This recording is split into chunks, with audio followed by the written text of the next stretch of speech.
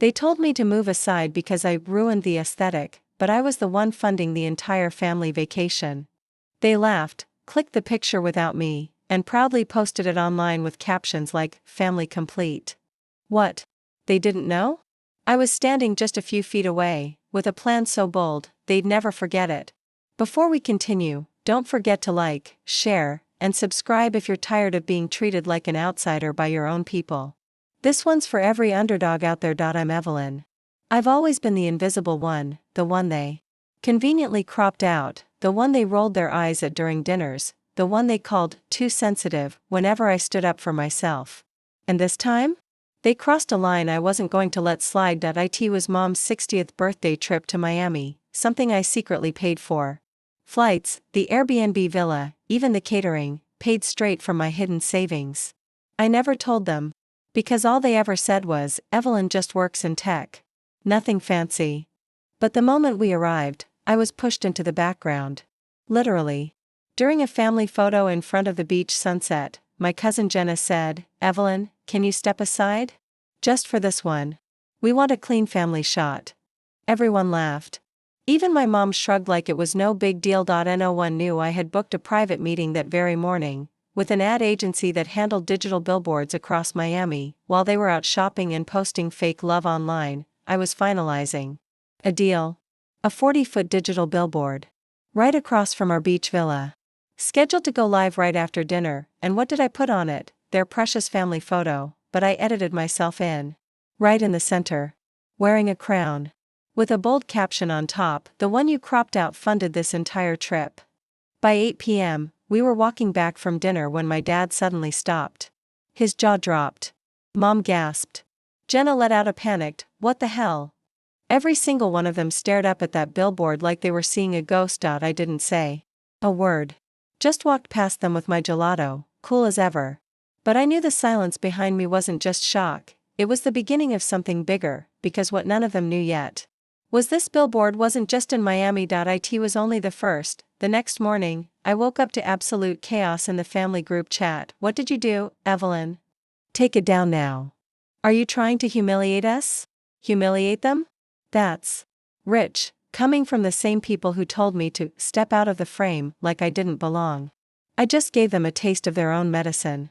Except mine came with national coverage, you see. While they were busy tagging themselves at luxury spas and fake smiling for followers, I had something else running behind the scenes, 10 more. Billboards across the country. New York. Los Angeles. Dallas. Vegas. All going live within 24 hours. Each with that same photo. Each with a new caption. They called me too ordinary. So I bought the space they couldn't afford. The ad agency's director had even called me personally. "You want these live during prime hours? That's going to cost 6 figures. I wired the amount without blinking. Because when you've silently built 2 tech companies and sold one to a Fortune 500 brand, 6 figures is lunch money. But here's what shook them the most, it wasn't just the billboards. It was the truth they never cared to ask about. They still thought I worked some boring back-end job. They never asked how I moved out at 22 and paid off my student loans by 25. They didn't notice when I started flying business class or wearing designer shoes. And they definitely didn't know I was now the youngest woman to ever sit on the advisory board of one of Silicon Valley's fastest-growing AI firms. So when my cousin Logan tried to save face at breakfast the next day by saying, "Okay, we get it, you're trying to make a point," I finally spoke. "No. I'm not making a point. I'm making a statement. You tried to erase me. I just made sure the world saw me instead." The room fell silent again. Only this time, it wasn't the awkward kind. It was fearful. They were finally seeing me not as the quiet one or the odd one out, but the one who had the most power in the room. And the best part? I wasn't done yet, because in 2 days, we were all invited to Grandma's big family banquet, the one where she always announced who was getting what in her will.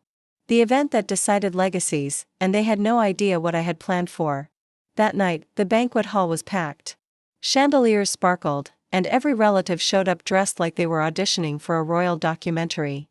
Grandma's yearly legacy dinner wasn't just tradition, it was warfare in designer shoes. Everyone wanted to be in her good books. And this year? The tension was nuclear. I walked in 10 minutes late. Not because I wanted to make a Seen, but because I was the scene now. As soon as I entered, whispers started spreading like wildfire. That's her, the Billboard girl. She actually did all that? I heard she's richer than Uncle Jeff now. Logan rolled his eyes. Jenna smirked, like she still thought this was all a stunt. And my mother? She looked everywhere but at me. Grandma tapped her champagne glass and stood. Tonight, she began, I'm announcing a few changes in the legacy allocations. You could hear Forks pause mid-bite. She glanced around. In recent years, I've seen unexpected characters surface in this family, both disappointing and remarkable. Then, she did something no one expected. She motioned to the waitstaff, and the lights dimmed. A massive projector screen behind her lit up. My family's perfect photo flashed onto the screen. The same one from the billboard. But this time, it slowly zoomed into my face in the center. And then transitioned into a slideshow of my journey, photos of me coding late at night in my tiny apartment. Screenshots of the startup I built. Articles naming me in Top 30 Under 30. A Forbes interview clip. Then, finally, a quote from me. Sometimes the ones you ignore are the ones who rise the highest, because being invisible teaches you how to build in silence. Gasps. Silence. Even Jenna's jaw hung open like a dropped chandelier. Her grandma turned to me with a proud smile. Evelyn has quietly achieved more than most of us combined. From this moment, she's not just family, she's my successor. A wave of stunned disbelief hit the room. She will inherit the primary estate, the equity, the title, and control over the family trust. I didn't flinch. I didn't smile. I just looked across the table at everyone who cropped me out. And finally saw the panic in their eyes. Logan's face went pale. Jenna suddenly looked like she'd swallowed a lemon. And my parents? My dad rubbed his temples. My mom? She whispered, what have we done? But the real storm was just about to hit. Because Grandma wasn't the only one I had business with. What they didn't know? The trust fund had a clause, and I was about to activate it, in front of all of them. I took a slow sip of water as everyone sat frozen. The tension was so thick, you could hear heartbeats between bites. Then I stood, calmly took the mic from Grandma, and looked straight at the relatives who once couldn't stop mocking my irrelevant job. I wasn't going to say anything tonight, I began, but since we're all gathered, and since most of you just found out I exist, I think it's time we address the elephant in the room. Jenna folded her arms. Logan leaned back like this was a game. My parents, though, looked terrified. Because they remembered what they signed, and what they thought I'd never find out about. I clicked a button on my phone, and the projector changed again. This time, it displayed a legal document, the family trust clause, buried deep in the paperwork most of them never read. Clause 14b, in the event of leadership change, the new trustee may exercise the power to remove and reassign all secondary beneficiaries based on merit, contribution, and conduct.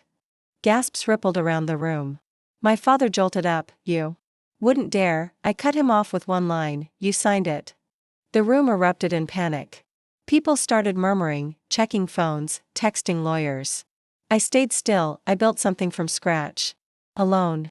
While being ignored, sidelined, and talked down to. You all posted pictures like I didn't exist, smiled in front of houses I paid for, and still called me a little too odd. Now that there's power involved, suddenly I matter? Logan stood up. This isn't about power, Evelyn. It's about family. No, I snapped. It's always been about power to you. I just turned the tables. I tapped the screen again. A new slide popped up, effective immediately. All secondary shares frozen pending ethical review by independent counsel. That meant trust payments? Gone monthly allowances?